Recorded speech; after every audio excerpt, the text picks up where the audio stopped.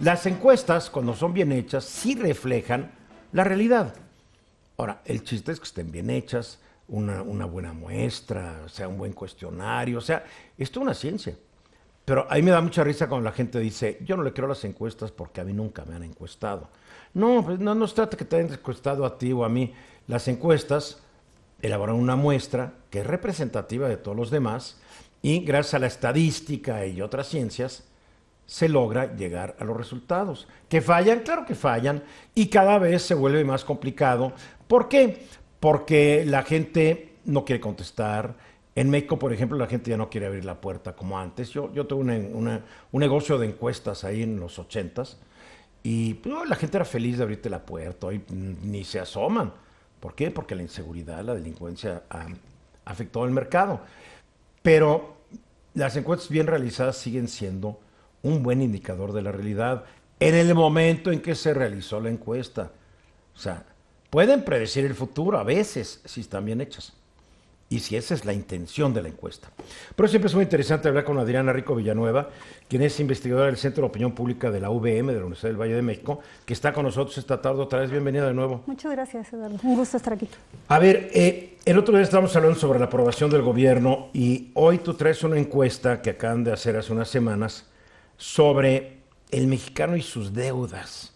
Y se me hizo sumamente interesante porque yo no había visto una encuesta de estas. O sea, ¿qué tanto está endeudado? A ver, ¿cuál fue el propósito de la encuesta? Mira, hicimos una encuesta sobre la economía, pero quisimos abordar la economía del mexicano, la economía doméstica, la economía del hogar y también qué percibe sobre la economía nacional y el panorama internacional, ¿no? Porque son dimensiones diferentes. Entonces, en las primeras también, incluso como tú decías, hacer una encuesta es un reto. Entonces, vamos a empezar con un tema que a la gente le es mucho más fácil, más manejable y que tiene que ver con cómo está tu economía, cómo está tu bolsillo. Entonces les preguntamos si tenían una deuda y encontramos que 79% nos dijo que efectivamente está endeudado y una deuda que considera que es importante o que impacta justamente su bolsillo. ¿Con quiénes están endeudados? Pues pueden ser con instituciones financieras, que normalmente son bancarias, pero hay instituciones que tienen que ver con casas de empeño, por ejemplo, ¿no?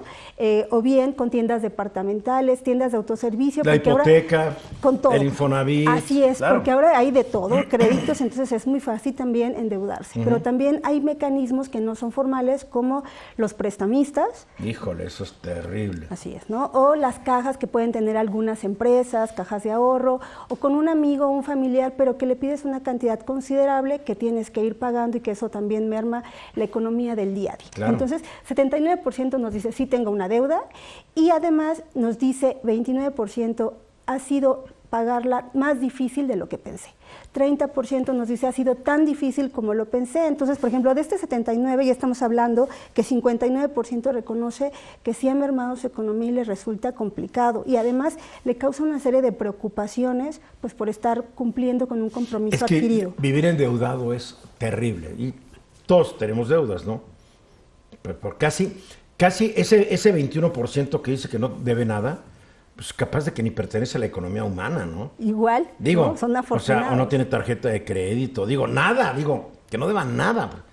Brincos diera yo para estar así, no sé si tú... O tal vez no debe una cantidad o algo que se sienta presionado por cumplir ese compromiso. Pero entonces, ¿no? Debe. Pudiera ser, ¿no? Pudiera ser, pero dice que no deben. Dice que no debe, exactamente. Pero sí te carga psicológicamente. Sin duda. Tal día tengo que pagar, tal día tengo que hacer esto, tengo el dinero, no lo tengo que conseguir, lo tengo que apartar, ¿por qué me metí en esto? Los intereses, ¿por qué lo acepté? ¿Cómo puedo renegociar una hipoteca ahorita que baja la sed? O sea, una deuda te trastorna la vida. Así es, los famosos créditos de nómina, por ejemplo, que pareciera que son muy fáciles porque los descuentan directamente. Hasta el día que cobras tu nómina y no hay nada. Y ves que está casi vacía, exactamente, ¿no? Entonces, y lo que tú decías, cómo esto puede mermar emocionalmente, psicológicamente, porque te quedas sin dinero o del poco que ya tienes, pues tienes que distribuirlo entre los diferentes gastos. Y hasta afectar la vida familiar, ¿eh?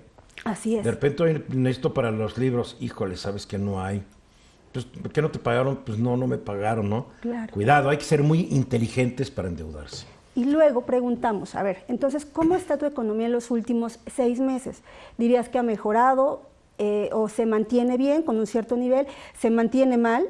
porque puede que así ya vengas arrastrando, o ha empeorado justamente para gastos que tenemos. Uno de ellos, el más indispensable, comprar nuestros alimentos del día a día, ¿no? Claro. Y entonces, por ejemplo, aquí lo que es muy interesante son estos extremos.